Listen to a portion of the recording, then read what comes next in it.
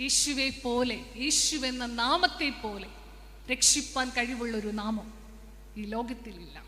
പട്ടുകാരൻ അതുകൊണ്ടായിരിക്കും ഉറക്കെ പാടാൻ ആഗ്രഹിച്ചത്.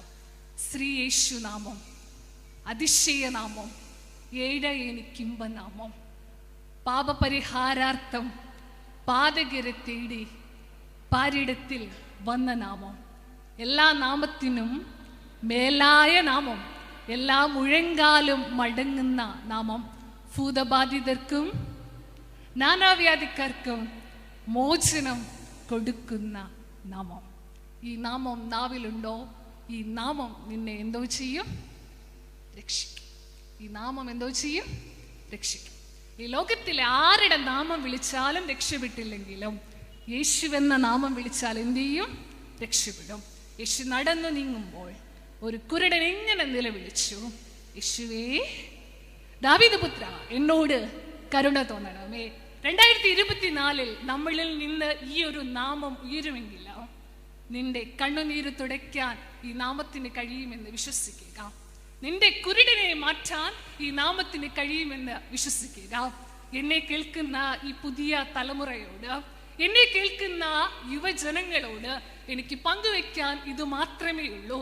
നിങ്ങൾ ഈ ലോകത്തിന്റെ ഏത് രാജാക്കന്മാരുടെ നാമം ഘോരം ഘോരം വിളിച്ചാലും, നിങ്ങൾ ഈ ലോകത്തിന്റെ ഏത് പ്രഭുക്കന്മാരുടെ നാമം ഘോരം ഘോരം വിളിച്ചാലും, ഈ ലോകത്തിന്റെ ഏത് ഉന്നതന്മാരുടെ നാമം ഘോരം ഘോരം ആക്രോശിച്ചാലും, അവസാനം നിങ്ങൾക്ക് സമ്മാനിക്കുന്നത് കുറേയേറെ സങ്കടങ്ങൾ നിറഞ്ഞ നാളുകൾ മാത്രമായിരിക്കും. ജീവിതത്തിന്റെ അവസാനം നിങ്ങൾ എങ്ങനെ ചിന്തിക്കും? അവരുടെ പിറകെ നടന്നിട്ട് എനിക്ക് എന്ത് കിട്ടി എന്നത് ഒരു ചോദ്യചിഹ്നമായി നിൽക്കുമ്പോൾ തിരുവചനം പങ്കുവെക്കുന്നു, യേശുവെന്ന നാമം ആരുറക്കെ വിളിച്ചോ, ആരുറക്കെ പാടിയോ, ആര് മനസ്സിൽ തട്ടി പറഞ്ഞോ, അവരുടെ എല്ലാം ജീവിതത്തിന്റെ ചരിത്രത്തെ മാറ്റിമറിച്ചൊരു ദൈവത്തെ വിശുദ്ധ വേദപുസ്തകത്തിന്റെ താളുകളിൽ നമ്മൾ കാണുന്നുണ്ട്. 3 ചിന്തകളാണ് ആമുഖ ചിന്തകളായിട്ട് പങ്കുവെക്കുവാൻ ആഗ്രഹിച്ചത്. 2024 നിങ്ങളുടെ ജീവിതത്തിൽ സന്തോഷം മാത്രം ഉണ്ടാകട്ടെ എന്ന് ഞാൻ ഒരിക്കലും ആശംസിക്കില്ല. നിങ്ങളുടെ സ്വപ്നങ്ങളെല്ലാം പൂവണിയട്ടെ എന്ന് ഞാൻ ആശംസിക്കില്ല. നിങ്ങളുടെ എല്ലാ വാതിലുകളും തുറക്കും എന്നും ആശംസിക്കില്ല. കാരണം അതൊക്കെ നടക്കാൻ ഇത്തിരി ചിലപ്പോൾ നടന്നേക്കാം. പക്ഷെ ദൈവത്തിൻ്റെ പദ്ധതിയുടെ ഭാഗത്തിൽ അതെല്ലാം അങ്ങനെ ആകണം എന്ന് നിർബന്ധമില്ല. പക്ഷെ ഒന്നെനിക്ക് പറയാൻ പറ്റും, നിങ്ങളുടെ എല്ലാ നന്മകൾക്കും, നിങ്ങളുടെ എല്ലാ പ്രാർത്ഥനകൾക്കും, നിങ്ങളുടെ എല്ലാ നിലവിളിക്കും, നിങ്ങളുടെ എല്ലാ തേങ്ങലിനും, നിങ്ങളുടെ എല്ലാ ആരാധനയ്ക്കും, നിങ്ങളുടെ എല്ലാ നോമ്പിനും, നിങ്ങളുടെ എല്ലാ ഉപവാസത്തിനും, നിങ്ങളുടെ എല്ലാ കുമ്പിടിയിലിനും തീർച്ചയായും ഒരു പ്രതിഫലം പ്രതീക്ഷയ്ക്ക് ഭംഗം വരില്ല. 2, നിങ്ങൾ യാചിക്കും മുമ്പേ നിങ്ങൾക്ക് എന്താണ് ആവശ്യമെന്ന് അറിയുന്ന ഒരു പിതാവ് നിങ്ങൾക്കുണ്ട്. സങ്കടപ്പെടേണ്ട, വിഷമിക്കണ്ട. രോഗത്തിന് സൗഖ്യമാണ് വേണ്ടതെന്ന്, ദാഹത്തിന് വെള്ളമാണ് വേണ്ടതെന്ന്, വിശപ്പിന് ആഹാരമാണ് വേണ്ടതെന്ന്, നഗ്നതയ്ക്ക് വസ്ത്രമാണ് വേണ്ടതെന്ന്, മരണത്തിന് ജീവനാണ് വേണ്ടതെന്ന്, ബലഹീനതയ്ക്ക് ബലമാണ് വേണ്ടതെന്ന്, ഏകാന്തതയ്ക്ക് കൂട്ടാണ് വേണ്ടതെന്ന് നിങ്ങൾ യാചിക്കും മുമ്പേ അറിയുന്ന ഒരു പിതാവ് നിങ്ങൾക്ക് ഉണ്ട്. 3, വില്ലുകൊണ്ടോ വാളുകൊണ്ടോ യുദ്ധം കൊണ്ടോ കുതിരകളെ കൊണ്ടോ കുതിരച്ചേവകരെ കൊണ്ടോ രക്ഷിക്കാതെ ദൈവമായ യഹോവയെ കൊണ്ട് രക്ഷിക്കുന്ന ഒരു ദൈവമുണ്ട്. രക്ഷപ്പെടാൻ 10ൽ 10+ വേണമെന്ന് മിണ്ടുന്നില്ലല്ലോ. രക്ഷപ്പെടാൻ 10ൽ 10+ വേണമെന്ന് നിർബന്ധമില്ല. MBAക്ക് ക്യാറ്റില്ല, അതുകൊണ്ട് എൻ്റെ കൊച്ചു രക്ഷപ്പെടത്തില്ലെന്ന് വിചാരിക്കരുത്. എൻ്റെ കൊച്ചിത്തിരി മണ്ടനാണ്, അതുകൊണ്ട് അവന് ഇനി ഒരു രക്ഷപ്പെടലില്ല എന്ന് വിചാരിക്കരുത്. കടത്തിന്റെ മേളില് കടം കയറിയിട്ട് ഇനി ഒരു രക്ഷയില്ല എന്ന് വിചാരിക്കരുത്. ഒന്നുമില്ലായ്മയിൽ നിന്ന് എല്ലാം ഉളവാക്കുവാൻ കഴിയുന്ന ദൈവത്തിന്റെ നാമത്തിന് പിന്നെ എന്തോ ചെയ്യാൻ പറ്റും? രക്ഷപ്പെടുത്താൻ പറ്റും. എന്തോ ചെയ്യാൻ പറ്റും? രക്ഷപ്പെടുത്താൻ. യേശുവെന്ന നാമം അത് അതിശയ നാമമാണ്. ഈ കുഞ്ഞുങ്ങളെ എല്ലാ ദിവസവും പ്രാർത്ഥിക്കാൻ പഠിപ്പിക്കുക.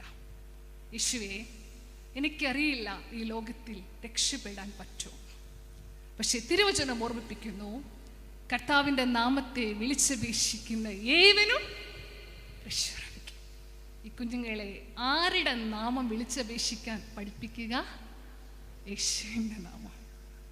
എൻ്റെ ചോദ്യം, നിങ്ങൾ വിളിക്കുന്നുണ്ടോ? ഈ പണ്ട് നമ്മളൊക്കെ പാട്ട് പഠിച്ച് എങ്ങനാ? പ്രഭാത നമസ്കാരമൊക്കെ എങ്ങനെയാ പഠിച്ചേ? ആരോ പറഞ്ഞ് കേട്ടാ പഠിച്ച്. എന്നാ പഠിച്ചേ?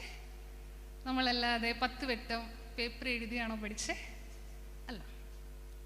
ഇവിടെ ഇരിക്കുന്ന ഈ കുഞ്ഞുങ്ങളോട് ഞാൻ സ്ലീബ നമസ്കാരത്തിലെയോ കെംദ നമസ്കാരത്തിലെയോ രാത്രി നമസ്കാരത്തിലെയോ വേണ്ട, ഒരു അനുഗ്രഹങ്ങൾ നിറഞ്ഞിരിക്കുന്ന ഒരു മോരാൻ യേശു മിശിഹ, ഒരു പട്ടാങ്ങപ്പെട്ട ദൈവം തമ്പുരാനെ, ഒരു കരുണയുള്ള ദൈവമേ, ഒരു ശുദ്ധമുള്ള ബാവ ചൊല്ലാൻ പറഞ്ഞാൽ ചൊല്ലുമെന്നുറപ്പുള്ള എത്ര മാതാപിതാക്കൾ എന്നെ കേൾക്കുന്നവരിലുണ്ട്?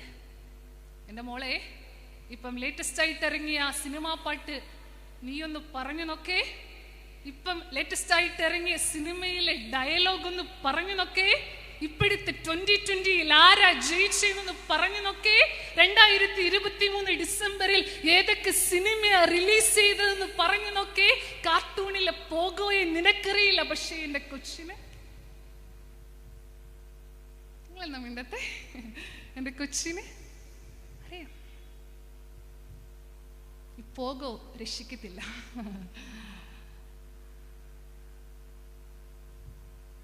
ക്രിസ്തുവിൻ്റെ നാമം നമ്മുടെ കുഞ്ഞുങ്ങളെ വിളിക്കുന്നത് നാണക്കേടാണെന്ന് എന്നെ കേൾക്കുന്ന മാതാപിതാക്കൾ വിചാരിക്കല്ലേ. കർത്താവേ എന്നെൻ്റെ കൊച്ചുങ്ങളെ വിളിക്കുന്നത് നാണക്കേടാണെന്ന് എൻ്റെ ന്യൂ ജനറേഷൻ പേരൻസ് വിചാരിക്കരുത്. ഈ ലോകത്തിൻ്റെ പരപ്പിൽ 2024 പ്രത്യാശയുടെ വചനം മാത്രമുള്ള കറുത്ത പുസ്തകം നെഞ്ചിലേറ്റി ദേവാലയത്തിൽ പോകുന്നത് മാനക്കേടാണെന്ന് എന്നെ കേൾക്കുന്ന എൻ്റെ പ്രിയ മാതാപിതാക്കളെ വിചാരിക്കരുതേ. വല്ലാത്തൊരു കാലഘട്ടത്തിലാണ് നാം ജീവിക്കുന്നത്.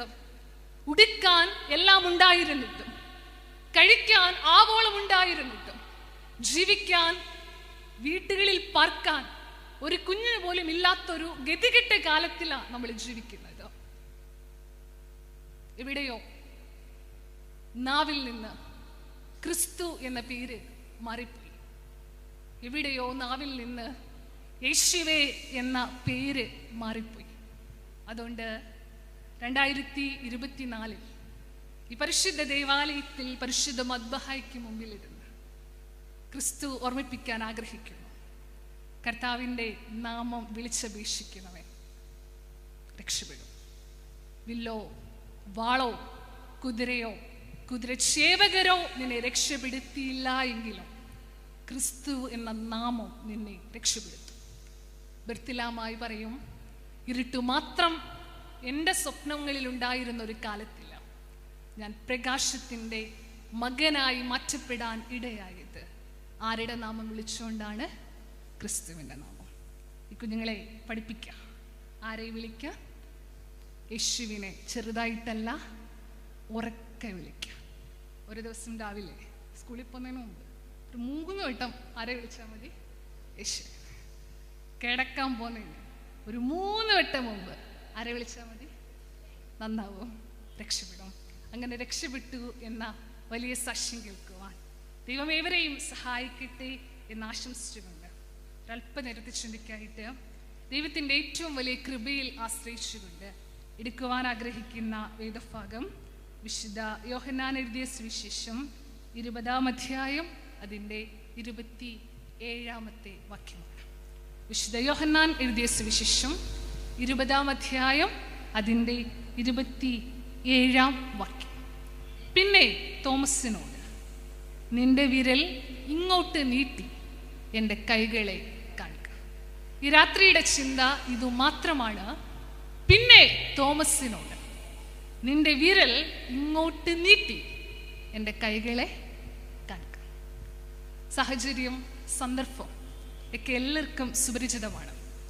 ഉദിതനായ ക്രിസ്തു ശിഷ്യന്മാർക്ക് വെളിപ്പെടുമ്പോൾ ആര് കൂട്ടത്തിലില്ലായിരുന്നു? തോമസ് വന്നപ്പം ശിഷ്യന്മാരൊക്കെ പറഞ്ഞു, നമ്മുടെ കർത്താവ്, നിങ്ങളെന്താ വേദപുസ്തകം വായിച്ചിട്ടില്ലേ? നമ്മുടെ കർത്താവ് ഉയർത്തെഴുന്നേറ്റു. തോമസ് എന്താ പറഞ്ഞേ? അവൻ്റെ ആണിപ്പഴുതിൽ എൻ്റെ വിരലിടുകയും അവൻ്റെ വിലാപ്പുറത്തിൻ്റെ കൈ വെച്ച് നോക്കുകയും ചെയ്യാതെ ഞാൻ വിശ്വസിക്കുന്നു. ഒരു 8 ദിവസം കഴിഞ്ഞപ്പോൾ യേശു വീണ്ടും പ്രത്യക്ഷപ്പെട്ടു. അപ്പൊ ശിഷ്യന്മാരുടെ കൂട്ടത്തിൽ ആരും ഉണ്ടായിരുന്നു? യേശു ശിഷ്യന്മാരോട് ഒന്നും പറയാൻ പോയില്ല. തോമസിന്റെ അടുക്കലോട്ട് വന്നിട്ട് തോമസിനോട് പറഞ്ഞു, തോമസേ, നിന്റെ വിരൽ ഇങ്ങോട്ട് നീട്ടി എൻ്റെ കൈകളെ കാക്ക. 2024 കടമ്പനാട്ടിലിരിക്കുന്ന എല്ലാവരോടും ക്രിസ്തു പറയാൻ ആഗ്രഹിക്കുന്നു. സങ്കടപ്പെട്ടിരിക്കുന്നവരെ, പരാതിപ്പെട്ടിരിക്കുന്നവരെ, നിങ്ങൾ ഇങ്ങോട്ട് നോക്കി എന്തൊക്കെയാണ്? എൻ്റെ കൈയല്ല, ക്രിസ്തുവിൻ്റെ കൈകളെ കാണിക്കുക. ക്രിസ്തുവിൻ്റെ കൈയെ നോക്കുമ്പം തോമസിന് ഒത്തിരി കാര്യം ഓർമ്മ വരും. തിരുവചനം നമുക്ക് മുമ്പിൽ പറയുന്നുണ്ട്, ഇക്കരം തോമസിന് യേശുതമ്പുരാൻ നീട്ടിക്കൊടുത്ത കരം അവനെ മെനഞ്ഞ കരമാണ്. അവനെ എന്താ ചെയ്ത കരമാണ്?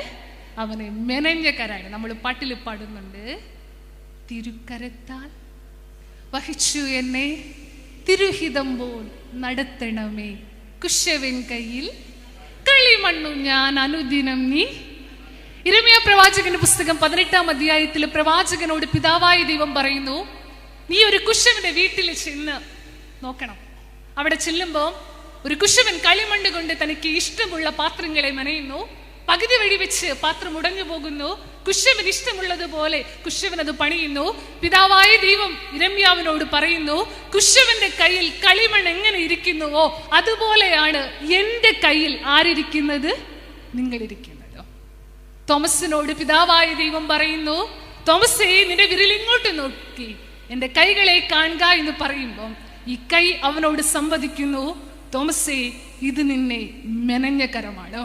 തോമസേ, ഇത് നിന്നെ പണിത കരമാണ്. തോമസേ, ഇത് നിന്നെ രൂപപ്പെടുത്തിയ കരമാണ്. 139-ാം സങ്കീർത്തനത്തിൽ നമ്മൾ ധ്യാനിക്കുന്നുണ്ട്, എൻ്റെ അമ്മയുടെ ഉദരത്തിൽ നീ എന്നെ മെടഞ്ഞു, ഭയങ്കരവും അതിശയവുമായി എന്നെ സൃഷ്ടിച്ചിരിക്കുകയാ, ഞാൻ നിന്നെ സ്തോത്രം ചെയ്യുന്നു. ഇത് നിന്നെ അമ്മയുടെ ഉദരത്തിൽ മെടഞ്ഞ കരമാണ്. നമ്മുടെ കണ്ണിങ്ങനെ മതിന്ന്, നമ്മുടെ കണ്ണിൻ്റെ ഇടയിൽ ഇങ്ങനൊരു മൂക്ക് വേണമെന്ന്, നമ്മുടെ പല്ലിൻ്റെ പൊസിഷൻ ഇങ്ങനെയായിരിക്കണമെന്ന്, ആനച്ചെവി പോലെയുള്ള ചെവി ഇവക്കിരിക്കട്ടെ എന്ന്, ഒരു കുഞ്ഞു ചെവി മതി ഇവക്കെന്ന്, ഇവളുടെ ഹൃദയത്തിനൊരിത്തിരി കുഴപ്പം ഇരിക്കട്ടെ എന്ന് അറിഞ്ഞുകൊണ്ട് മെനഞ്ഞ കരമാണ് തോമസിന് യേശു കാണിച്ചു കൊടുത്ത കരം. നമ്മളൊക്കെ സൗന്ദര്യത്തിൽ അഭിമാനിക്കാറുണ്ട്. നമ്മളൊക്കെ നമ്മുടെ കണ്ണിലും നമ്മുടെ മൂക്കിലും നമ്മുടെ സൗന്ദര്യത്തിലുമൊക്കെ അഭിമാനിക്കാറുണ്ട്. എന്താ യോഗ്യത അഭിമാനിക്കാൻ? ഒരു കുശവന്റെ കയ്യിൽ ഒരു പാത്രം ഉണ്ടാവണം മുമ്പ് ആ പാത്രം ആദ്യം ജനിക്കുന്നത് കുശവന്റെ ചങ്കിലാണ്. എവിടെയാണ്? ചങ്കിൽ. അഭിമാനത്തോടെ പറയാ, മക്കളെ, നമ്മളൊക്കെ വരുന്നതിന് മുമ്പ് നമ്മൾ ആദ്യം ജനിച്ചത് ആരുടെ ചങ്കില? യേശുവിൻ്റെ ചങ്കില. നിങ്ങളുടെ കണ്ണ് നിങ്ങളുടെ പപ്പ നിങ്ങൾക്ക് തന്നെയല്ല, നിങ്ങളുടെ രൂപം നിങ്ങളുടെ പപ്പ നിങ്ങൾക്ക് തന്നെയല്ല, നിങ്ങളുടെ ഭാവം നിങ്ങളുടെ പപ്പ നിങ്ങൾക്ക് തന്നതല്ല. ഇത് മെനഞ്ഞത് ആരുടെ കരമാണ്? യേശുവിൻ്റെ കരമാണ്. ഇത് മെനഞ്ഞത് സർവശക്തനായ പിതാവായ ദൈവത്തിൻ്റെ കരമാണ്. അപ്പം കുറച്ചു പേർ എന്നോട് ചോദിക്കുന്നുണ്ട്, എന്നോട് എൻ്റെ ഈശോയ്ക്ക് വല്ല ദേഷ്യം ഉണ്ടായിരുന്നോ? സുന്ദരമായൊരു മുഖം മെനയുന്നതിന് പകരം ഈ കോലിച്ച മുഖം എനിക്ക് തരേണ്ടുന്ന കാര്യമുണ്ടായിരുന്നു. ഈ വെളുത്ത തൊലി എനിക്ക് തരുന്നതിന് പകരം ഈ കറുത്ത തൊലി എനിക്ക് തരേണ്ടുന്ന കാര്യം ഉണ്ടായിരുന്നു. സുന്ദരമായ മുഖം എനിക്ക് തരേണ്ടുന്നതിന് പകരം ഈ വിരൂപമായ മുഖം എനിക്ക് തരേണ്ടുന്ന കാര്യം. എവിടെങ്കിലും കളിമണ്ണ് കുശവനോട് ചോദിച്ചിട്ടുണ്ടോ, നീ എന്താ എന്നെ ഇങ്ങനെ? വായിച്ചിട്ടില്ലേ? പുതിയ നിയമത്തിൽ പൗലോസ്ലീഹ ചോദിക്കുന്നുണ്ട്, ആരോടെങ്കിലും ഏതെങ്കിലും കളിമണ്ണ് കുശവനോട് ചോദിച്ചിട്ടുണ്ടോ, നീ എന്നെ എന്തിനാ ഇങ്ങനെ പണിതെന്ന്? സുന്ദരവാനായ സുന്ദരിവേദിയായ എന്നെ കേൾക്കുന്നവരെ, ഇത് നിന്റെ മിടുക്കല്ല, മെനഞ്ഞവൻ്റെ മിടുക്കാണ്.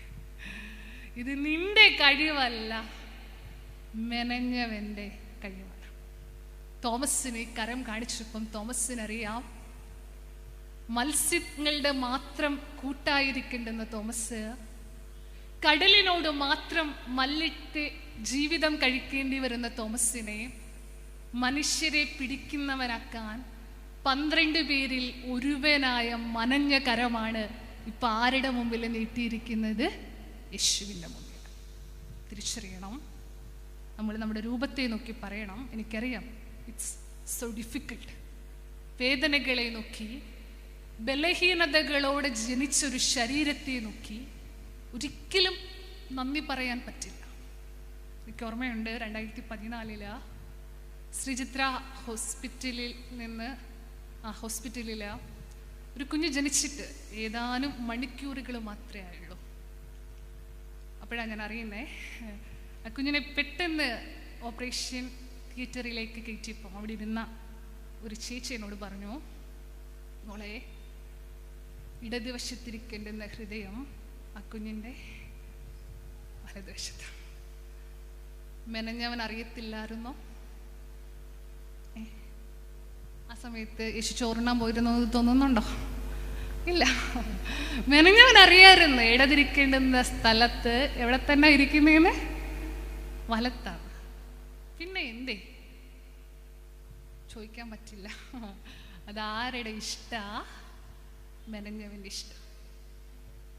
അങ്ങനൊന്ന് സ്വീകരിക്കാൻ പറ്റില്ല. എനിക്ക് തോന്നുന്നു ജീവിതം കുറച്ചൊക്കെ മനോഹാരിത കണ്ടെത്താൻ പറ്റും. എളുപ്പമല്ല.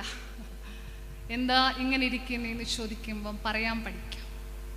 കുഞ്ഞുങ്ങളോട് പറയാൻ പഠിപ്പിക്കാം, എന്നെ മനഞ്ഞവൻ്റെ ഇഷ്ടം, എന്നെ മനഞ്ഞവൻ്റെ ഇഷ്ടം, ഞാൻ ഇങ്ങനെ ഇരിക്കുകയാണ്. ദൈവം സഹായിക്കട്ടെ അങ്ങനെ സാക്ഷിക്കാം. യോബിൻ്റെ പുസ്തകം 10-ാം അധ്യായം അതിൻ്റെ 8-ാം വാക്യത്തിൽ യോബ് പങ്കുവെക്കുന്ന ഒരു വലിയ സാക്ഷ്യമുണ്ട്.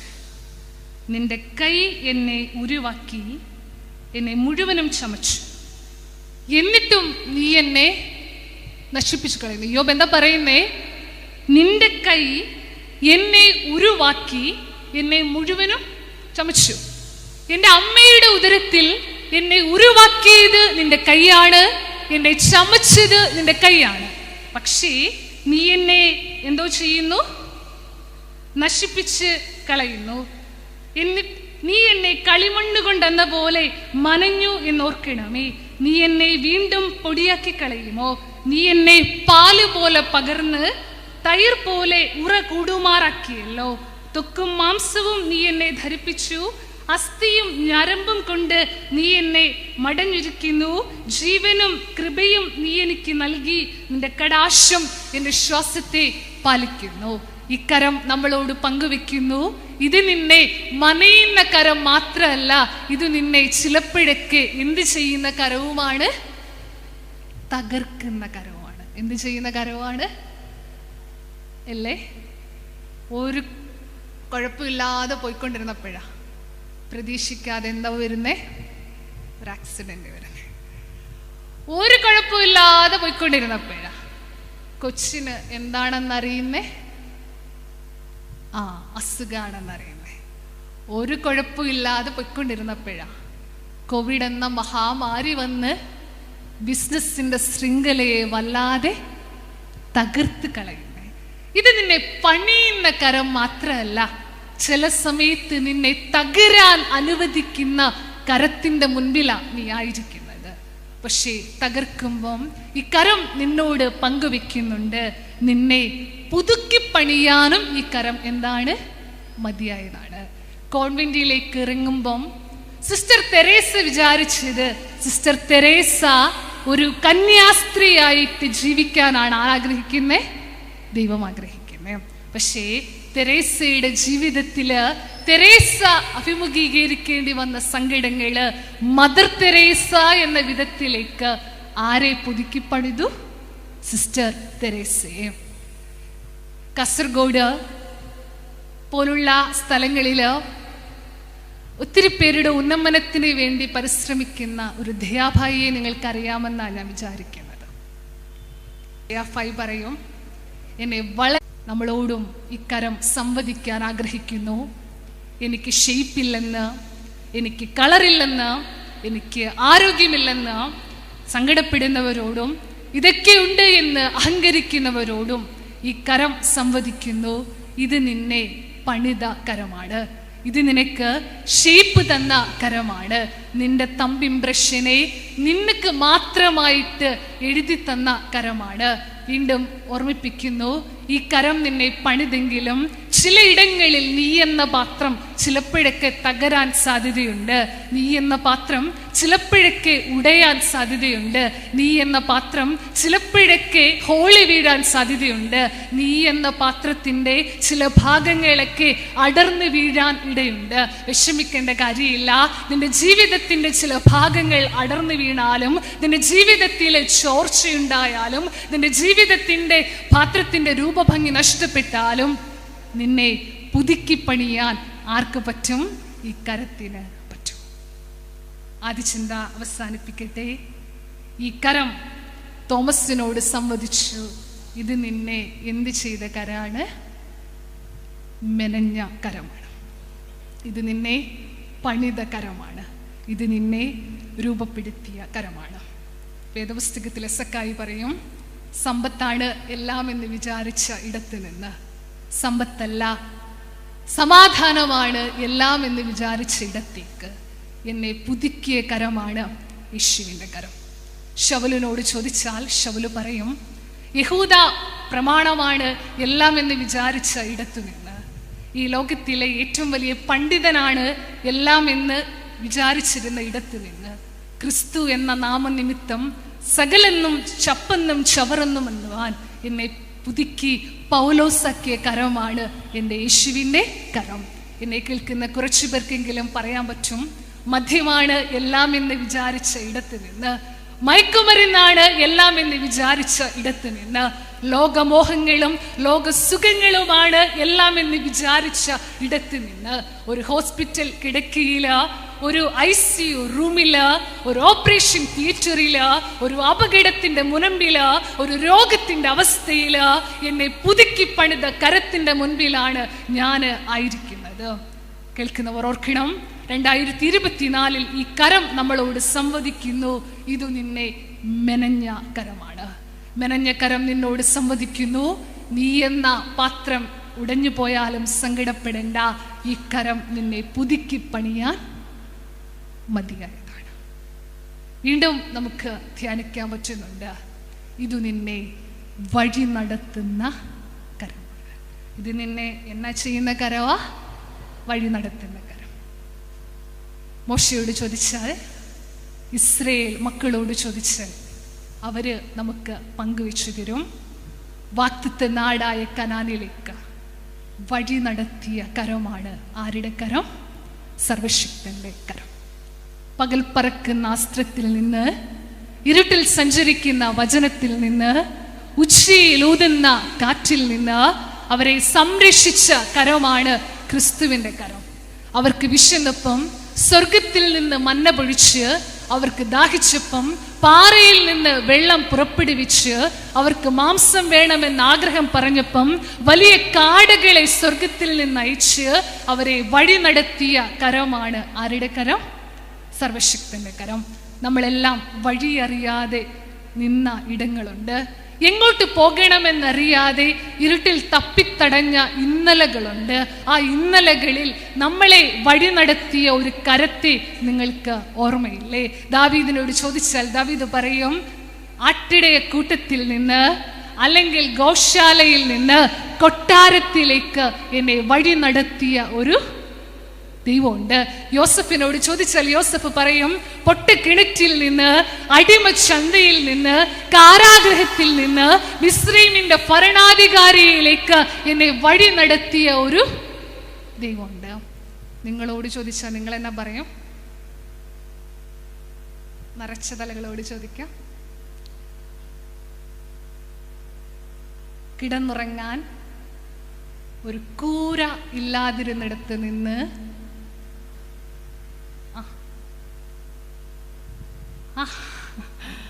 തട്ടിട്ട വീട്ടിൽ പാർക്കാൻ വഴി നടത്തിയ ഒരു ദൈവമുണ്ട്. കപ്പയും കഞ്ഞിയും മാത്രം വിളമ്പിയിരുന്ന ഊണുമേശയിൽ നിന്ന് ബർഗറും KFCയും സാൻഡ്വിച്ചും മട്ടൻ ബിരിയാണിയും ചിക്കൻ ബിരിയാണിയും ഒക്കെ വിളമ്പാൻ വഴി നടത്തിയ ഒരു ദൈവമുണ്ട്.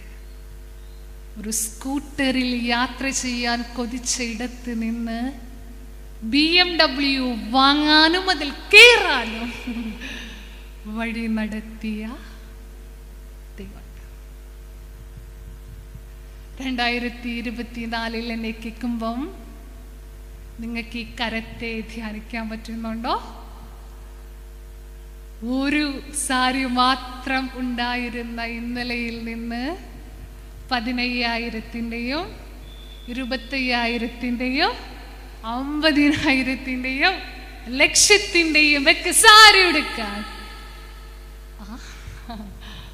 നടത്തിയൊരു ദൈവമുണ്ട്. നിങ്ങൾക്ക് പരിചയമില്ലേ?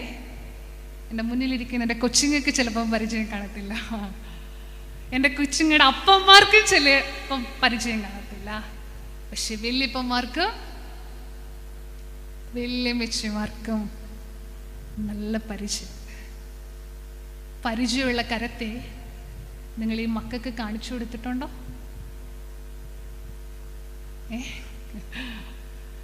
നിങ്ങളുടെ കൈ എല്ലാം ഉണ്ടാക്കിയെന്നാണോ പഠിപ്പിച്ചു വെച്ചേക്കുന്നേ?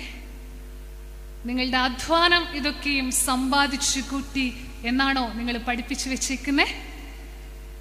നിങ്ങളുടെ ആരോഗ്യവും നിങ്ങളുടെ ഉറക്കിളപ്പുമാണ് ഇതെല്ലാം സമ്പാദിച്ചതെന്നാണോ നിങ്ങളുടെ തലമുറയോട് പറഞ്ഞു വെച്ചേക്കുന്നത്? അങ്ങനെയല്ല. സദൃശ്യവാക്യത്തിൽ വളരെ മനോഹരമായൊരു വചനമുണ്ട്. യഹോവയുടെ അനുഗ്രഹത്താൽ സമ്പത്തുണ്ടാകുന്നു, അധ്വാനത്താൽ അതിനോട് ഒന്നും കൂടുന്നില്ല. ഒരു രൂപ പോലും അധ്വാനത്താൽ കൂടില്ല. വഴി നടത്തുന്ന കരം, വഴി നടത്തിയ കരം, ശത്രുവിൻ്റെ മുൻപാകെ മാനിക്കുന്ന, ഉന്നത പദവിയിലെത്തിക്കുന്ന, ജിയോത്സവമായി നടത്തിയ, നിന്ദിച്ചവരുടെ മുൻപിൽ മാനിച്ചുയർത്തിയ ഒരു കരമുണ്ട്. ഇക്കരം തോമസിനോട് സംവദിക്കുകയാണ്, മോനെ, നിന്റെ ഒരു വിലയുമില്ലാതിരുന്ന ഒരു മത്സ്യത്തൊഴിലാളി എന്ന ലേബലിൽ നിന്ന് ക്രിസ്തുവിൻ്റെ ശിഷ്യൻ എന്ന വലിയ പദവിയിലേക്ക് നിന്നെ വഴി നടത്തിയ കരത്തിൻ്റെ മുൻപിലാണ് നീ ആയിരിക്കുന്നത്. ഒന്ന് കണ്ണടച്ചു നോക്കുമ്പം നമുക്ക് പറയാൻ പറ്റും, ഒരു വലിയ സീറോയിൽ നിന്ന്, ഒരു വലിയ ഇല്ലായ്മയിൽ നിന്ന്, ഒരു വലിയ ദാരിദ്ര്യത്തിൽ നിന്ന്, ഒരു വലിയ നിസ്സഹായതയിൽ നിന്ന് ഈ പരിശുദ്ധ ദേവാലയത്തിലേക്ക് വഴി നടത്തിയ ഒരു കരമുണ്ട്. അച്ഛൻ ഓർമ്മിപ്പിച്ചതുപോലെ നമ്മൾ ആഗ്രഹിച്ചത് കൊണ്ടൊന്നും അല്ല നമ്മളിവിടെ ഇരിക്കുന്നത്. നിങ്ങളെല്ലാ ജോലിയും ക്രമീകരിച്ചത് കൊണ്ടൊന്നും അല്ല നിങ്ങളിവിടെ ഇരിക്കുന്നത്. ഇതെല്ലാം ക്രമീകരിച്ചിട്ടും ഈ സന്ധ്യയിൽ ഇവിടെ ആയിരിക്കാൻ സാധിക്കാതെ പോയ കുറച്ചു പേരെങ്കിലും ഉണ്ടെന്നാണ് ഞാൻ വിചാരിക്കുന്നത്. വിശുദ്ധ യോഹന്നാൻ സുവിശേഷത്തിൽ വചനം ഓർമ്മിപ്പിക്കുന്നുണ്ട്, ഞാൻ ആകർഷിക്കാതെ എൻ്റെ അടുക്കൽ വരാൻ ആർക്കും സാധിക്കത്തില്ല. ഈ കരം നമ്മളോട് സംവദിക്കുന്നു. ഇത് നിന്നെ എന്ത് ചെയ്യുന്ന കരമാണ്? വഴി നടത്തുന്ന കരമാണ്. ജീവിതത്തിൻ്റെ ചിലയിടങ്ങളിൽ എന്ത് ചെയ്യണം എന്നറിയാതെ പകച്ചിരിക്കും. അപ്പ കൂടെ കാണില്ല, അമ്മ കൂടെ കാണില്ല, ചേച്ചിയും ചേട്ടനും ഒന്നും കൂടെ കാണില്ല. അങ്ങനെ ആരും കൂടെ കാണാതെ എന്ത് ചെയ്യണമെന്നറിയാതെ പകച്ചു നിൽക്കുമ്പോൾ നിങ്ങൾക്ക് പോകേണ്ടുന്ന വഴി ഏതാണെന്ന് കാണിച്ചു തരുന്ന, നിങ്ങളെ പോകേണ്ടുന്ന വഴിയിൽ ഡയറക്റ്റ് ചെയ്യാൻ ആളെ തരുന്ന ആരുണ്ട്? ദൈവം. വിശ്വസിക്കണം. ഈ കരത്തെ ധ്യാനിക്കണം. മൂന്നാമതായിട്ട് ഈ കരം തോമസിനോട് പറയുന്നുണ്ട്, ഇത് നിന്നെ ശക്തീകരിക്കുന്ന കരം. ഇത് നിന്നെ ശക്തീകരിക്കുന്ന കരമാണ്. യെശയ്യാ പ്രവാചകന്റെ പുസ്തകം 41-ാം അധ്യായം അതിൻ്റെ 10-ാമത്തെ വാക്യത്തിൽ നാം ഇങ്ങനെ ധ്യാനിക്കുന്നുണ്ട്, നീ ഭയപ്പെടേണ്ട, ഞാൻ നിന്നോട് കൂടെയുണ്ട്, ഭ്രമിച്ചു നോക്കേണ്ട, ഞാൻ നിന്റെ ദൈവമാകുന്നു, ഞാൻ നിന്നെ ശക്തീകരിക്കും, ഞാൻ നിന്നെ സഹായിക്കും. വിശുദ്ധ വേദപുസ്തകത്തിൻ്റെ താളുകളിലൂടെ കടന്നു പോകുമ്പോൾ എനിക്ക് വേണ്ട ഈ ജീവിതം എന്ന് പറഞ്ഞ് ഒരു ചൂരച്ചെടി തണലിൽ മരിക്കാൻ കൊതിച്ച ഏലിയാ പ്രവാചകനെ നിങ്ങൾക്ക് പരിചയമുണ്ടെന്ന് ഞാൻ വിചാരിക്കുക. ഏലിയാവിനോട് ചോദിച്ച് ഏലിയാവ് പറയും, ഒരു രാത്രിയെ പേടിച്ച് ഞാൻ ഒളിച്ചപ്പോൾ ആ രാത്രിയുടെ മുമ്പിൽ നിവർന്നു നിൽക്കാൻ എന്നെ ശക്തീകരിച്ച ഒരു കരമുണ്ട്. പത്രോസിനോട് ചോദിച്ചാൽ പത്രോസ് പറയും, ഒരു പെൺകുട്ടിയുടെ മുൻപിൽ ക്രിസ്തുവിനെ അറിയില്ല എന്ന് 3 പ്രാവശ്യം പേടിയോടെ മുട്ടിടിച്ച് പറഞ്ഞപ്പം രാജാക്കന്മാരുടെ മുൻപിലും ന്യായാധിപന്മാരുടെ മുമ്പിലും നിന്നുകൊണ്ട് എനിക്ക് ക്രിസ്തുവിനെ നല്ല പരിചയമുണ്ടെന്ന് സാക്ഷിപ്പാൻ ധൈര്യപ്പെടുത്തിയ ഒരു കരത്തെ ആർക്കറിയാം? പത്രോസിനറിയാം. ശദ്രക്കിനോടും മേശക്കിനോടും അബേദ്നെഗോവിനോടും ചോദിച്ചാൽ അവർ പറയും, എരിയുന്ന തീച്ചൂളയിലും കലങ്ങി മറിയുന്ന ആ തീച്ചൂളയുടെ ചൂട് ശരീരത്തിലേക്ക് ആഞ്ഞടിക്കുമ്പോഴോ ദൈവമല്ലാതെ, സർവശക്തനായ സ്വർഗത്തിലെ ദൈവത്തെ അല്ലാതെ മറ്റൊരു ദൈവത്തെ ആരാധിക്കുകയില്ല എന്ന് ചങ്കൂറ്റത്തോടെ പങ്കുവെക്കുവാൻ ശദ്രക്കിനെയും മേശക്കിനെയും അബേദ്നെഗോവയും ധൈര്യപ്പെടുത്തിയ ഒരു കരമാണ്. ആരുടെ കരം? ദൈവത്തിന്റെ കരം. ദാനിയേലിനോട് ചോദിച്ചാൽ ദാനിയേലും പറയും, സിംഹക്കുഴിയിൽ എന്നെ ഇടാൻ അവർ തീരുമാനിച്ചപ്പോഴോ ആ സിംഹക്കുഴിയിലേക്ക് ഞാൻ വീണപ്പോഴും എനിക്ക് പേടി തോന്നിയില്ല. കാരണം ആരുടെ കരം എൻ്റെ കൂടെ ഉണ്ടായിരുന്നു? സർവശക്തന്റെ ശക്തിപ്പെടുത്തുന്ന കരങ്ങൾ എൻ്റെ കൂടെ ഉണ്ടായിരുന്നു. വളരെ ഫേമസ് ആയ ഒരു കൊച്ചു പാട്ടുകാരിയുണ്ട്, അവളുടെ പേര് അവനി എന്നാണ്. എനിക്ക് തോന്നുന്നു കുറച്ചു പേർക്കെങ്കിലും സോഷ്യൽ മീഡിയയിലൂടെ അവനി മോളെ പരിചയം കാണും. അവനി മോളുടെ അമ്മ പറയുന്നൊരു കാര്യമുണ്ട്. 9-ാം ക്ലാസ്സിലോ 8-ലോ പഠിക്കുമ്പോഴാണ് മോൾക്ക് ക്യാൻസർ ആണെന്നറിയുന്നത്. അവൾ മനോഹരമായിട്ട് പാടുന്ന ഒരു മോളെ കണ്ടുകൊണ്ട് ഒരമ്മ എന്തൊക്കെ സ്വപ്നം കാണുമെന്ന് എന്നെ കേൾക്കുന്ന അമ്മമാരോട് എനിക്ക് പറയേണ്ട കാര്യമില്ല. മോൾക്ക് ക്യാൻസർ ആണെന്ന് എന്നാണോ ഡയഗ്നോസിസ് ചെയ്യുന്നത്, അന്ന് അവർ ഒരു തീരുമാനം കുറച്ചു കാലത്തേക്ക് എടുത്തൊരു കാര്യമുണ്ട്, ഇനി ഞാൻ ഒരമ്പലത്തിലും പോയില്ല, ഞാനിനി ഒരു ഈശ്വരനെയും വിളിക്കില്ല. എല്ലാ അമ്പലങ്ങളിലും മാറി മാറി പൂജകൾ അർപ്പിച്ചിട്ട് ആ ദേവാലയങ്ങളിലെ ഈശ്വരനെ ഞാൻ എൻ്റെ മോൾക്ക് പരിചയപ്പെടുത്തിയിട്ട് ഞാനിന്ന് വന്ന് നിൽക്കുന്നത് ഒരു ഓങ്കോളജി ഡിപ്പാർട്ട്മെൻറ്റിലാണ്. എന്നാൽ കുറച്ച് കാലങ്ങൾക്ക് ശേഷം അവനിയുടെ അമ്മ പറയുന്നുണ്ട്, എൻ്റെ മോള് കടന്നുപോയ കീമോതെറാപ്പികൾക്കിടയിൽ, എൻ്റെ മോള് കടന്നുപോയ സർജറിയുടെ വേദനയ്ക്കിടയിൽ, എൻ്റെ മോള് കടന്നുപോയ റേഡിയേഷൻ്റെ ചൂടിൻ്റെ ഇടയിലും വാടി വീഴാതെ അവളെയും എന്നെയും ശക്തിപ്പെടുത്തിയ ഒരു ഈശ്വരൻ്റെ കരമുണ്ട്.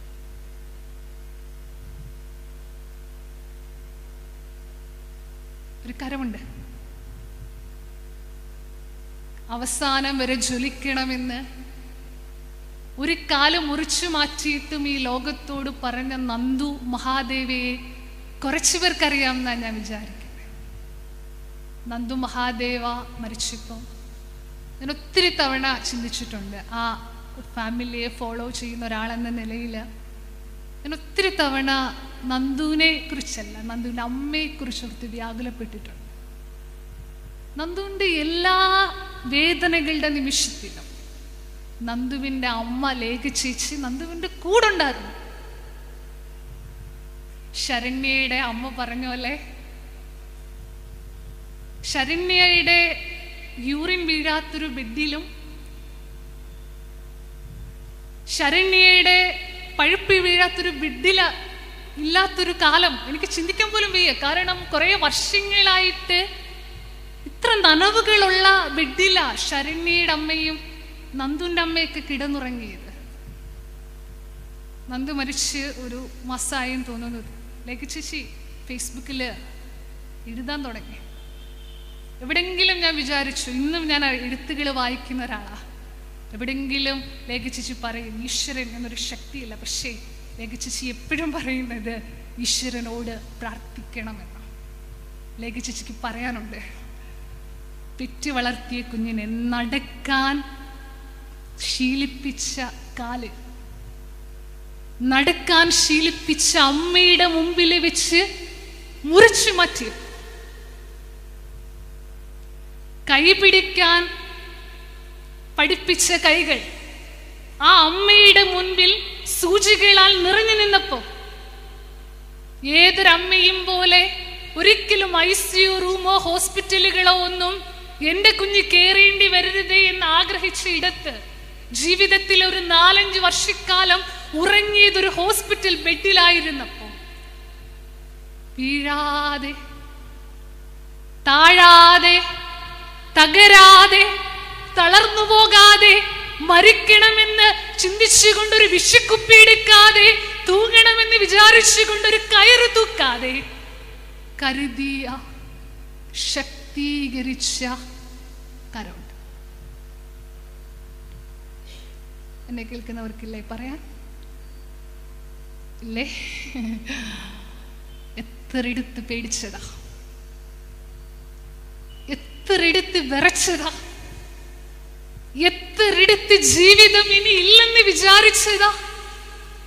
ICU റൂമിൽ കയറിയപ്പം, വെന്റിലേറ്ററിൽ കയറിയപ്പം, നെഞ്ചു പിളർന്നപ്പം, കിഡ്നി എടുത്തു മാറ്റിയപ്പം, കാല് മുറിച്ചു മാറ്റിയപ്പം, ക്യാൻസർ എന്ന രോഗമാണെന്നറിഞ്ഞപ്പം നിങ്ങൾ വിചാരിച്ചില്ലേ തീർന്നെന്ന്?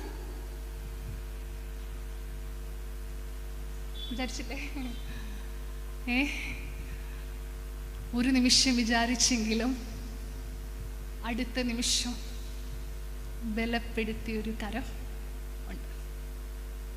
എൻ്റെ കുഞ്ഞേ, ഞാനറിയാതെ നിനക്കൊന്നും സംഭവിക്കത്തില്ല. എൻ്റെ മോളെ, നിന്റെ വേദനയിൽ ആര് നിന്നെ ഒറ്റപ്പെടുത്തിയാലും ഞാൻ നിന്നെ ഒറ്റപ്പെടുത്തത്തില്ല. പെറ്റുമ്മ മറന്നാലും ഞാൻ നിന്നെ മറക്കത്തില്ല. എത്രയെടുത്ത് നിന്ന് ഇക്കരം നമ്മളെ ശക്തീകരിച്ചു, ഇക്കരം നമ്മളെ ബലപ്പെടുത്തി, ഇക്കരം നമ്മളെ ഇങ്ങനെ നയിച്ചുകൊണ്ട് ഇരിക്കും. ഈ കരം 2024 ധ്യാനിക്കുമ്പോൾ നമുക്കും പറയാനുണ്ട്, ഇതെന്നെ ശക്തീകരിച്ച കരം. ശക്തീകരിച്ച കരം കാണണമെന്നുണ്ടെങ്കിൽ ബലവാമർക്ക് കാണാൻ പറ്റുമോ? അതുകൊണ്ടായിരിക്കാം ഈ കരം കാണാൻ ദൈവം അവസരം കൊടുത്തോണ്ടായിരിക്കാം. പൗലോസ് പറയുന്നുണ്ട് ഒരു ശൂലം മാറാൻ. വായിച്ചിട്ടുണ്ടോ? കൊരിന്ത്യർക്ക് എഴുതിയ 1-ാം ലേഖനം 12-ാം അധ്യായത്തിലാണ് നമ്മൾ ധ്യാനിക്കുന്നത്. ക്രിസ്തു പറഞ്ഞൊരു മറുപടി ഉണ്ട്. ശൗലേ, പൗലോസേ, ശൂലം അവിടെ തന്നെ ഇരിക്കട്ടെ, എൻ്റെ കൃപ നിനക്ക് മതി, എൻ്റെ ശക്തി ബലഹീനതയിൽ തികഞ്ഞു വരുന്നു. എന്ത് ചെയ്യുന്നു? ഈ ശക്തീകരിക്കുന്ന കരത്തെ അറിയണമെങ്കിൽ എന്തോ വരണം? ബലഹീനത വരണം. എന്താ വരണം? തന്നെ നടന്നാൽ നടത്തുന്ന കരത്തെ അറിയത്തില്ല. ഒന്ന് കിടന്നാലേ നടത്തുന്ന കരത്തെ അറിയത്തുള്ളൂ. എല്ലാം സ്വന്തമായിട്ട് എല്ലാ ദിവസവും ചെയ്താൽ നടത്തുന്ന കരത്തെ അറിയത്തില്ല.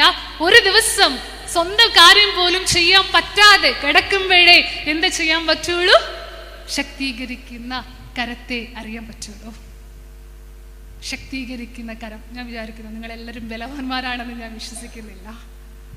നിങ്ങളെല്ലാവരും ശക്തന്മാരാണെന്ന് ഞാൻ വിശ്വസിക്കുന്നില്ല. ആർ ബലഹീനനായിട്ട് ബലഹീനനാകാതെ ഇരിക്കുന്നു എന്ന് വിശുദ്ധ പൗലോസ്ലീഹ ചോദിക്കുന്നില്ല. നമ്മളോടും തിരുവചനം ഓർമ്മിപ്പിക്കുകയാണ്. ബലഹീനതയിൽ ബലം നൽകുന്ന ശക്തീകരിക്കുന്ന കരമാണ് ആരുടെ കരം? യേശുവിൻ്റെ കരം. വീണ്ടും ഒരു ചിന്തയും കൂടെ പറഞ്ഞുകൊണ്ട് ദൈവകൃപയിൽ ശുശ്രൂഷ അവസാനിപ്പിക്കാമെന്ന് ദൈവകൃപയിൽ ശരണപ്പെടുക. ഇത് സൗഖ്യപ്പെടുത്തുന്ന കരമാണ്. ഇതെന്ത് ചെയ്യുന്ന കരമാണ്? പക്ഷവാത രോഗിയോടും കുരുടനോടും ചെകിടനോടും മുടന്തനോടും ഉമ്മനോടുമൊക്കെ ചോദിച്ച് അവർക്കെല്ലാം ആരെക്കുറിച്ച് പറയാനുണ്ട്? സൗഖ്യപ്പെടുത്തുന്ന ഒരു കരത്തെക്കുറിച്ച് പറയാനുണ്ട്. എല്ലാ വൈദ്യന്മാരാൽ ഉപേക്ഷിക്കപ്പെട്ടിട്ടും സൗഖ്യം നൽകിയ ഒരു വൈദ്യൻ്റെ കരത്തെ പുതിയ നിയമത്തിൻ്റെ താളുകളിൽ നമ്മൾ കാണുന്നുണ്ട്. എല്ലാവരും തൊട്ടിട്ടും കുരുട് മാറാതിരുന്നിട്ട് കയ്യിൽ ചേറ് പുരട്ടി, ആ കൈ കൊണ്ട് ചേറ് കണ്ണിൽ പുരട്ടി ശിലോഹോം കുളത്തിൽ പോയി കഴുകാന്ന് പറഞ്ഞപ്പം കണ്ണു തുറന്ന ഒരു യേശുവിൻ്റെ കരത്തെ ആ കുരുടന് പങ്കുവയ്ക്കാനുണ്ട്. ആരും തൊടാത്ത ഒരു കുഷ്ഠരോഗിക്ക് തന്നെ തൊട്ട് സുഖപ്പെടുത്തിയ ഒരു യേശുവിൻ്റെ കരത്തെ എന്ത് ചെയ്യാനുണ്ട്? പങ്കുവയ്ക്കാനുണ്ട്. ഇന്നും ചിലർ ചോദിക്കുന്നുണ്ട്, ഈ കരത്തിന് സൗഖ്യമാക്കാൻ പറ്റാതെ പോയോ? ക്രിസ്തു ചോദിക്കുന്നുണ്ട്, രക്ഷിപ്പാൻ കഴിയാതെ വണ്ണം എൻ്റെ കൈ കുറുകിപ്പോയെന്നും കേൾപ്പാൻ കഴിയാതെ വണ്ണം എൻ്റെ ചെവി മന്ദമായി പോയെന്നും നിങ്ങൾക്ക് തോന്നുന്നുണ്ടോ? ചില രോഗങ്ങളുടെ സൗഖ്യമല്ല ചിലപ്പം തമ്പുരാൻ്റെ സൗഖ്യം എന്ന് പറയുന്നത്. ഈ കരത്തും സൗഖ്യമാക്കുവാൻ ഇന്നും മതിയായ കരമാണ്. നിന്റെ ഏത് രോഗമായിക്കൊള്ളട്ടെ, നിന്റെ ഏത് വേദനയായിക്കൊള്ളട്ടെ, നിന്റെ ഏത് വ്യാധി ആയിക്കൊള്ളട്ടെ, അതിനെ സൗഖ്യപ്പെടുത്തുവാൻ യേശുവിൻ്റെ കരം ഇന്നും ശക്തമാണ് എന്നതിൽ യാതൊരു സംശയവുമില്ല. പിന്നെ ചില രോഗങ്ങളിൽ ദൈവം എന്തുകൊണ്ട് സൗഖ്യം നൽകുന്നില്ല എന്ന് ചോദിക്കുമ്പോൾ ആ രോഗ സൗഖ്യം സ്വർഗം ആഗ്രഹിക്കുന്നില്ല. ആ രോഗത്തിലൂടെ നീ കടന്നു പോകണം എന്നുള്ളത് ദൈവത്തിൻ്റെ പദ്ധതിയാണ്. മനഞ്ഞവനോട് കളിമണ്ണിന് ചോദിക്കാൻ പറ്റില്ല എന്താ സൗഖ്യം തരാത്തതെന്ന്. ദൈവകൃപയിൽ ചിന്തകളെ അവസാനിപ്പിക്കട്ടെ.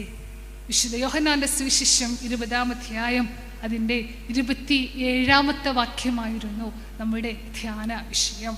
യേശു തോമസിനോട് പറഞ്ഞു, നിന്റെ വിരൽ നീട്ടി എൻ്റെ കൈകളെ കാണുക. കൈ പിടിക്കാൻ ഒരാൾ ഉണ്ടാകുക എന്ന് പറയുന്നത്, കൈകളിൽ വഹിക്കാൻ ഒരാൾ ഉണ്ടാകുക എന്ന് പറയുന്നത്, കരത്തോട് ചേർത്ത് വെക്കാൻ ഒരാൾ ഉണ്ടാകുക എന്ന് പറയുന്നത് ഒരു വലിയ ഭാഗ്യമാണ്. ഈ കരം നമ്മളോട് സംവദിക്കുന്നു. ഈ കരം നിന്നെ എന്ത് ചെയ്ത കരമാണ്? മെനഞ്ഞ കരമാണ്. ഇത് നിന്നെ പണിത കരമാണ്. ഇത് നിന്നെ രൂപപ്പെടുത്തിയ കരമാണ്. ഇത് നിനക്ക് ഷേപ്പ് തന്ന, ഇത് നിനക്ക് ഭംഗി തന്ന, ഇത് നിനക്ക് ഒരു ഐഡന്റിറ്റി തന്ന കരമാണ്. യെശയ്യാ പ്രവാചകന്റെ പുസ്തകം 43-ാം അധ്യായത്തിൽ മനോഹരമായൊരു വാക്യമുണ്ട്. നിന്നെ സൃഷ്ടിച്ച കരമാണ്. ആരുടെ കരം എന്ന് പറയുന്നത്? സർവശക്തനായ ദൈവത്തിൻ്റെ കരം.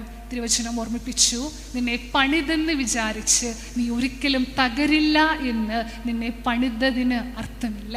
നീ എന്ന പാത്രം ചിലയിടങ്ങളിൽ തകരാം, നീ എന്ന പാത്രത്തിന് ചിലയിടങ്ങളിൽ ഒട്ട വീഴാം, നീ എന്ന പാത്രത്തിൽ ചിലയിടങ്ങളിൽ എന്തെങ്കിലുമൊക്കെ കേടുകൾ സംഭവിക്കാം. പക്ഷേ വിഷമിക്കേണ്ട കാര്യമില്ല. ഈ കരം നിന്നെ എന്ത് ചെയ്യുന്ന കരമാണ്? പുതുക്കി പണിയുന്ന കരമാണ്. കിടക്കയിൽ കിടന്നവരെ പുതുക്കി പണിതൊരു ദൈവത്തെ ഇന്നും നമ്മൾ കാണുന്നുണ്ട്.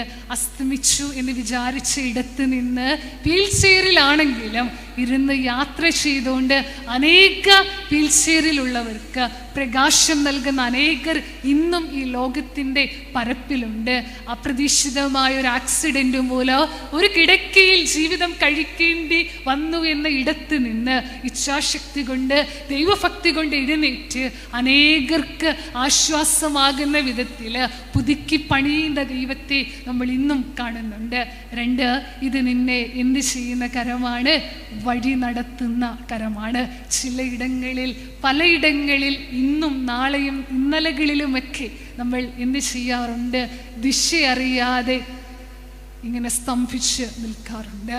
ആ ഇടങ്ങളിൽ വിചാരിക്കാത്ത ഇടത്തിലൂടെ വഴി നടത്തിയ ഒരു ദൈവത്തിൻ്റെ കരത്തെ എന്നെ കേൾക്കുന്നവർക്ക് പരിചയമുണ്ടെന്ന് വിചാരിക്കുകയാ. ദാവീദ് ഈ രാത്രി പങ്കുവെക്കുവാൻ ആഗ്രഹിക്കുന്നു. ഗോശാലയിൽ നിന്ന് കൊട്ടാരത്തിലേക്ക് നിന്നെ വഴി നടത്തുന്ന ഒരു ദൈവമുണ്ട്. യോസഫ് പങ്കുവെക്കുവാൻ ആഗ്രഹിക്കുന്നുണ്ട്. കാരാഗൃഹത്തിൽ നിന്നും അടിമച്ചന്തയിൽ നിന്നും പൊട്ടിക്കിണറ്റിൽ നിന്നും മിസ്രയീമിൻ്റെ രാജകൊട്ടാരത്തിലേക്ക് നിന്നെ വഴി നടത്തുന്ന ഒരു ദൈവമുണ്ട്. വിക്കനായ മോശയും സംവദിക്കാൻ ആഗ്രഹിക്കുന്നുണ്ട്. വിക്കൻ എന്ന പേരിൽ നിന്ന് ഒരു ഇസ്രായേൽ മക്കളെ കനാനിലേക്ക് വഴി നടത്തി എന്ന ഒരു ലീഡറായിട്ട് വഴി നടത്തുന്ന ഒരു ദൈവമുണ്ട്. 3-ാമതായിട്ട് ഈ വചനം നമ്മളോട് സംവദിച്ചു. ഇത് നിന്നെ ശക്തീകരിക്കുന്ന കരമാണ്. പലയിടങ്ങളിൽ ബലഹീനരായവരാണ് നമ്മൾ, പലയിടങ്ങളിൽ ഇടറിപ്പോയവരാണ് നമ്മൾ, പലയിടങ്ങളിൽ വീണവരാണ് നമ്മൾ, പലയിടങ്ങളിൽ എഴുന്നേൽക്കില്ലെന്ന് വിചാരിച്ചവരാണ് നമ്മൾ, പലയിടങ്ങളിൽ തോറ്റെന്ന് വിധി എഴുതിയവരാണ് നമ്മൾ, പലയിടങ്ങളിൽ വീണി ഉയരില്ലെന്ന് ഈ ലോകം വിധി എഴുതിയതാണ് നമ്മളെക്കുറിച്ച്. എന്നാൽ ആ ഇടങ്ങളിൽ എന്നെ ശക്തീകരിച്ച ഒരു ദൈവമുണ്ട്. ആ ബലഹീനതയിൽ എന്നെ ബലപ്പെടുത്തിയ ഒരു ദൈവമുണ്ട്. ശദ്രക്കിനെയും മെശക്കിനെയും അബേദ്നെഗോവിനെയും ദാനിയേലിനെയും ഏലിയാവിനെയും ശക്തീകരിച്ച ദൈവം ഇന്നും അനേകരെ എന്ത് ചെയ്യുന്നുണ്ട്? ശക്തീകരിക്കുന്നുണ്ട്. ബലഹീനതകളിൽ ശക്തീകരിക്കുന്നുണ്ട്. ശക്തീകരിക്കുന്ന കരത്തെ കാണണമെങ്കിൽ, ശക്തീകരിക്കുന്ന കരത്തിൻ്റെ ശക്തി അറിയണം എന്നുണ്ടെങ്കിൽ നിങ്ങൾക്ക് എന്തുണ്ടാകണം? ബലഹീനത ഉണ്ടാകണം. 4-ാമതായിട്ട് ഒരു ചിന്തയും കൂടെ പങ്കുവെച്ചു. ഇത് നിന്നെ എന്ത് ചെയ്യുന്ന കരമാണ്? സൗഖ്യപ്പെടുത്തുന്ന കരമാണ്. ഇന്നും സുഖപ്പെടുത്താതെ വണ്ണം ദൈവത്തിൻ്റെ കരത്തിൻ്റെ ശക്തി കുറഞ്ഞു പോയിട്ടില്ല. ഇന്നും ആരാധനയുടെ ഇടയിൽ, ഇന്നും പ്രാർത്ഥനകളുടെ ഇടയിൽ, ഇന്നും വിശുദ്ധ കുർബാന അനുഭവിക്കേണ്ടുന്നത് പോലെ അനുഭവിക്കുന്ന ഇടങ്ങളിൽ, ഇന്നും നോമ്പ് നോക്കേണ്ടതുപോലെ നോമ്പ് നോക്കുന്ന ഇടങ്ങളിൽ, ഇന്നും കുമ്പിടേണ്ടുന്നത് പോലെ കുമ്പിടുന്ന ഇടങ്ങളിൽ എന്ത് ഇറങ്ങി വരുന്നുണ്ട്? സൗഖ്യം ഇറങ്ങി വരുന്നുണ്ട്. എല്ലാ ഇടങ്ങളിലും എന്നെ സൗഖ്യമാക്കണമേ എന്ന വാശിക്ക് മുൻപിൽ സ്വർഗം ചിലപ്പം തൊട്ടില്ലെന്നിരിക്കാമെങ്കിലും ആ സൗഖ്യത്തെ, ആ സൗഖ്യമില്ലായ്മയെ സാക്ഷ്യമാക്കി മാറ്റുന്ന ഒരു ദൈവത്തിൻ്റെ കരത്തെ മറന്നു പോകരുതേ. ഒത്തിരി സന്തോഷം ഈ ഒരു രാത്രി ഒരുമിച്ചായിരിക്കാൻ ദൈവം കാട്ടിയ കാരുണ്യത്തിൻ്റെ മുൻപിൽ. കുറച്ചു പേർക്കെങ്കിലും ഞാൻ പുതിയ ആളാണെങ്കിലും ഈ ദേവാലയത്തിന് ഞാൻ പുതിയ ആളല്ല. 2014 ഞാൻ എൻ്റെ PG സെക്കൻഡ് ഇയർ പഠിച്ചപ്പോൾ ഒരു വെള്ളിയാഴ്ച ധ്യാനത്തിന് ഈ ജാനുവരിയിൽ വരാൻ ദൈവം എനിക്ക് കൃപ നൽകിയിട്ടുണ്ട്. ഞാൻ ഈ ദേവാലയത്തെക്കുറിച്ച് ഓർത്തപ്പം അന്ന് വെള്ളിയാഴ്ചയാണ്, വർക്കിംഗ് ഡേ ആണ്. എനിക്ക് ആ മോനെ ഓർമ്മയില്ല. അന്നത്തെ ആ മോൻ്റെ ഷേപ്പ് എനിക്ക് ഓർമ്മയുണ്ട്. ഇവിടെ ഫ്രണ്ടിലിരുന്ന് ഈ വചനം ആദ്യോടവസാനം ആർത്തിയോടെ കേട്ടിട്ട് ചേച്ചി എൻ്റെ വീട്ടിൽ വന്നിട്ടേ പോകാമോ എന്ന് പറഞ്ഞൊരു മോനെ ഇവിടെ നിന്ന് വിളിച്ചപ്പോൾ ഞാനിങ്ങനെ ഓർക്കായിരുന്നു. ആ മോൻ ഇന്ന് ഇവിടെയാണെന്ന് എനിക്കറിയില്ല, ഇന്ന് എന്ത് ചെയ്യുകയാണെന്ന് എനിക്കറിയില്ല. ഈ ദേവാലയത്തെക്കുറിച്ച് ഓർക്കുമ്പോൾ ആദ്യം എൻ്റെ മനസ്സിൽ ഓർമ്മ വന്നത്, ഇന്ന് ഈ കുഞ്ഞുങ്ങളിരുന്നത് പോലെ ഞാൻ പ്രാർത്ഥിച്ചപ്പം ഇവത്തുങ്ങളൊക്കെ ഇത്തിരി അലമ്പായിരുന്നു. ഞാൻ വിചാരിച്ചു ഇനിയും ഇവത്തുങ്ങളൊക്കെ അലമ്പായിരിക്കുമെന്ന്. പക്ഷേ വളരെ ശ്രദ്ധയോട്, ഒത്തിരി സന്തോഷമുണ്ട് മക്കളെ, ഇന്നിങ്ങനെ ശ്രദ്ധയോടിരിക്കുന്ന കുഞ്ഞുങ്ങൾ അധികമൊന്നും പലയിടങ്ങളിലും കാണാറില്ല. ഒത്തിരി സന്തോഷമുണ്ട്. ഈ ഒരു രാത്രിയിൽ നമുക്ക് ഒത്തൊരുമിച്ചായിരിക്കാൻ ദൈവം കാട്ടിയ, ദൈവം തന്ന സ്നേഹത്തിൻ്റെ മുൻപിൽ, കാരുണ്യത്തിൻ്റെ മുൻപിൽ നന്ദിയോടെ ആയിരിക്കുന്നു. നിങ്ങളോട് ഞാൻ ഒത്തിരി കടപ്പെട്ടിരിക്കുന്നു. എല്ലാ കണ്ണുകളും ഉണ്ടായിരുന്നു. എല്ലാവരുടെയും ഒരു വലിയ ശ്രദ്ധ, എല്ലാവരുടെയും ഒരു വലിയ മനസ്സ് ഇവിടെ ഉണ്ടായിരുന്നുകൊണ്ട് മാത്രമാണ് ഈ ശുശ്രൂഷ പൂർത്തീകരിപ്പാൻ മഹാബലഹീനയായ എനിക്ക് ദൈവം ശക്തി നൽകിയത്. ഓരോ ശുശ്രൂഷ കിട്ടുമ്പോഴും ഞാൻ വിശ്വസിക്കുന്നൊരു കാര്യമുണ്ട്, എന്നെ ഓർത്ത് പ്രാർത്ഥിക്കാൻ ദൈവം എനിക്ക് കുറച്ചു പേരും കൂടെ തന്നു. നിങ്ങളുടെ മനസ്സിലെ ഒരു കോളേജ് ടീച്ചർ എന്നൊക്കെ പറഞ്ഞപ്പം ഈ ഒരു ചിത്രമല്ല എന്നെനിക്ക് നന്നായിട്ടറിയാം. നിങ്ങൾ വിചാരിച്ച ചിത്രം കുറച്ച് വേറിട്ടതാണ്. പൗലോസ്ലീഹ പറയുന്നത് പോലെ ബലഹീനതയിലല്ലാതെ എനിക്ക് പ്രശംസിപ്പാനൊന്നുമില്ല. ക്രിസ്തു തന്നതല്ലാതെ എൻ്റെ കയ്യിൽ ഒന്നുമില്ലാത്തത് കൊണ്ട്, ലഭിച്ചത് അല്ലാതെ ഒന്നുമില്ലാത്തത് കൊണ്ട് എങ്ങനെയാണ് പ്രശംസിക്കുന്നത്? ക്രിസ്തു തന്നതാണ്. ഇത് മാത്രമേ ജീവിതത്തിലുള്ളൂ. എവിടെ ആയിരിക്കുന്നോ, എന്തായിരിക്കുന്നോ, അതെല്ലാം ക്രിസ്തു തന്നതാണെന്ന വലിയ ബോധ്യമുണ്ട്. ആമുഖചിന്ത മറക്കല്ലേ. തിരുവചനം ഓർമ്മിപ്പിച്ചു, തീർച്ചയായും നിനക്ക് എന്തുണ്ട്? ഒരു ഭാവിയുണ്ട്. നിന്റെ പ്രതീക്ഷയ്ക്ക് ഒരിക്കലും എന്ത് വരില്ല? ഭംഗം വരില്ല. നീ യാചിക്കും മുമ്പേ നിനക്ക് എന്താണ് ആവശ്യമുള്ളതെന്ന് അറിയുന്ന ഒരു സ്വർഗത്തിലെ പിതാവ് നിനക്ക് ഉണ്ട്. മൂന്നാമതൊരു കാര്യം കൂടി ഞാൻ പറഞ്ഞായിരുന്നു, കർത്താവിൻ്റെ നാമത്തെ വിളിച്ചപേക്ഷിച്ചാല്, നിങ്ങൾ മറന്നോ? കർത്താവിൻ്റെ നാമത്തെ വിളിച്ചപേക്ഷിച്ചാല് രക്ഷപ്പെടും. എന്ത് ചെയ്യും? രക്ഷപ്പെടും. കേട്ട വചനം 30, 60, 100 മേനിയായിട്ട് വിളയട്ടെ.